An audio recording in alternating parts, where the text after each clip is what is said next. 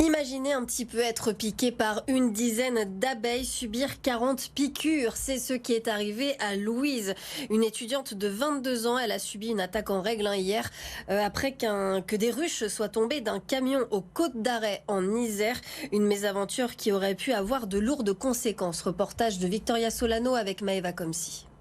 40 piqûres d'abeilles en à peine 10 minutes. Louise, étudiante de 22 ans à l'université Lyon 3, se souviendra longtemps de ce jeudi 12 mai. Elle roulait juste derrière le camion lorsque les ruches se sont renversées sur la route. Je me suis retrouvée dans un nuage d'abeilles qui sautaient vraiment sur moi. Elles étaient vraiment agressives. Et là, je me suis débattue. On ne voyait plus la couleur de mon gilet. J'étais en manche longue, heureusement. On n'en voyait plus la couleur. C'était tapissé d'abeilles. J'en avais plein dans les cheveux.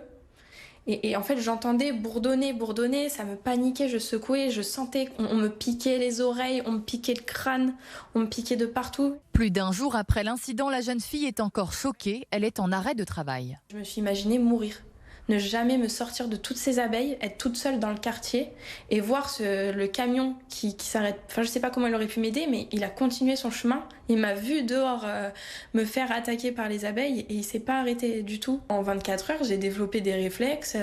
La voiture, je peux plus ouvrir les fenêtres de la maison, je contrôle que tout soit fermé. Dès que j'ai une petite poussière, quelque chose sur le corps, je réagis vite pour l'enlever. Dès que mon vêtement me frotte un peu, pareil, je pense que c'est une abeille. Louise et d'autres victimes ont porté plainte contre l'apiculteur, le maire de la ville également. C'est vraiment que cet apiculteur prenne conscience que de la manière dont il a géré la situation aujourd'hui n'était pas la bonne. Que on passe pas avec des abeilles, des ruches complètement pleines à 8h30 quand les enfants rentrent à l'école. 3 personnes ont été hospitalisées. Par chance, aucune n'était allergique. Cette agression homophobe hier dans le quartier de la Confluence au centre commercial. Une agression subie par Anthony, un jeune homme de 23 ans qui a publié la vidéo de son agression sur les réseaux sociaux. On le voit se faire suivre sur cette vidéo par un jeune homme qui l'insulte violemment, des insultes homophobes, des menaces. Je vais t'enterrer, c'est ce qu'on entend par exemple sur ces images. On a contacté Anthony et il nous a expliqué qu'il avait publié cette vidéo pour qu'elle devienne virale, pour alerter sur ce genre d'agressions qui sont selon lui de plus en plus violentes. Il dénonce aussi le comportement des gens autour de lui. Personne n'a réagi, nous a-t-il dit. Anthony va porter plainte la semaine prochaine. La politique, et c'est le candidat de l'Union de la gauche, la NUP, dans la 6e circonscription du Rhône, celle de Villeurbanne. Gabriel Amar, l'insoumis gendre de Jean-Luc Mélenchon. Christina Martineau du Parti Socialiste avait finalement retiré sa candidature dissidente mardi. Elle qui juge Gabriel Amar parachuté et qui ne cache pas son désaccord avec l'Alliance nationale conclue entre le PS et LFI. Sur ce point, écoutez la réponse de Gabriel Amar. Quelques personnes ne sont pas au rendez-vous de l'histoire. Je constate que une équipe municipale, des formations politiques, le maire de Villeurbanne sont au rendez-vous de cette histoire, pas seulement pour soutenir, mais pour s'engager dans une bataille pour changer la vie de nos concitoyens dès le mois de juin. Donc je tends encore la main à tous les esprits chagrins qui prennent plus de temps pour digérer la leçon du scrutin présidentiel. Mais je les invite vraiment à se tourner vers l'avenir. Il en va des conditions de vie des Villeurbanaises et des Villeurbanais. Et les autres candidats, regardez, dans la 6e circonscription du Rhône, Emmanuel Aziza pour le parti présidentiel Renaissance, Michel Morel pour le Rassemblement national, Clément Charlieu se présentera pour l'UDI, Nadia Bouhami pour Lutte ouvrière, Pierre Porta défendra les couleurs du parti d'Éric Zemmour Reconquête, et puis enfin Ingrid Roche pour le parti animaliste. Des années 2020 et 2021 compliquées, un épisode de gel au mois d'avril dernier. Les arboriculteurs du Rhône avaient peur de subir une nouvelle fois les caprices de la météo qui joue évidemment sur les récoltes. Mais finalement, ça s'annonce plutôt bien pour cet été. Un peu moins de fruits quand même à récolter, mais la qualité sera au rendez-vous. Reportage de Lola Colomba. Au petit matin, Rémi est déjà aux petits soins pour ses abricotiers. À 3 semaines de la récolte, cet arboriculteur est plutôt confiant. Pour l'instant, ils ont l'air de bien se comporter. Les feuilles sont jolies, il y a des fruits, ça a l'air de bien se passer. Des signes de bon augure pour sa production, favorisée par le repos des arbres qui n'avaient plus donné de fruits depuis 2 ans. La dernière avec le gel, on n'a pas ramassé un abricot, donc dans ces cas-là, on peut espérer que les arbres aient fait ce qu'on appelle de la mise en réserve, c'est-à-dire qu'ils se soient préparés, qu'ils se soient emmagasinés des réserves pour nous faire une belle production cette année. Début avril, le gel avait pourtant abîmé les bourgeons.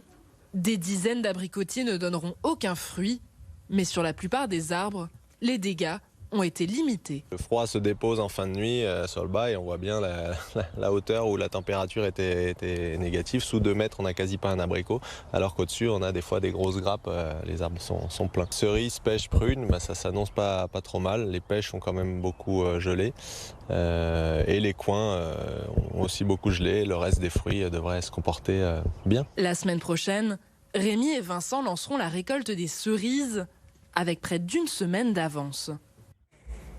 À la page des sports, du foot avec OL Nantes, c'est le dernier match de la saison à domicile pour les Lyonnais et c'est demain.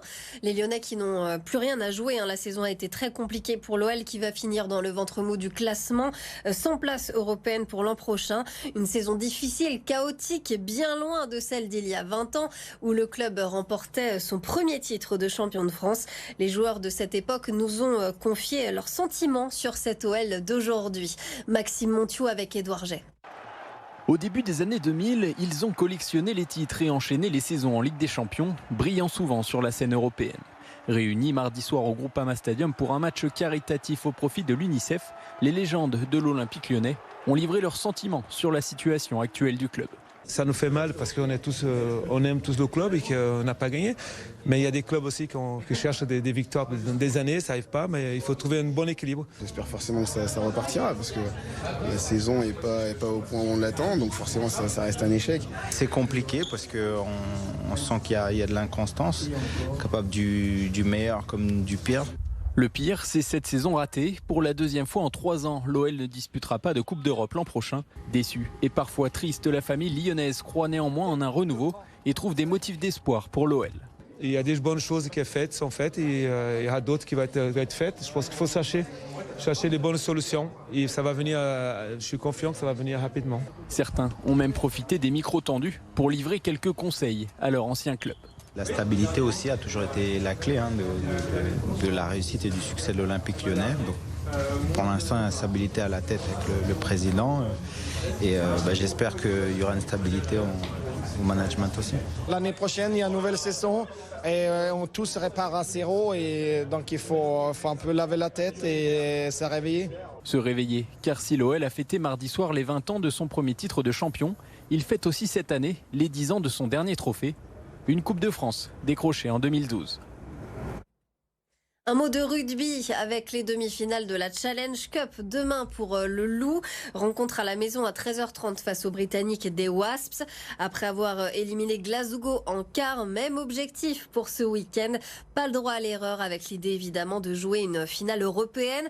Écoutez l'entraîneur du Loup, Pierre Mignoni, au micro d'Édouard Jay. Je ne pense pas que les joueurs soient sous pression, plutôt excités de continuer à écrire l'histoire. C'est historique pour le club de connaître une demi-finale de Coupe d'Europe à domicile, mais voilà, c'est pas une finalité, on sait où on veut aller. Et notre objectif, c'est de tout faire pour aller à Marseille et gagner, c'est tout. Donc on ne se cache pas, on le dit, et il faut le faire.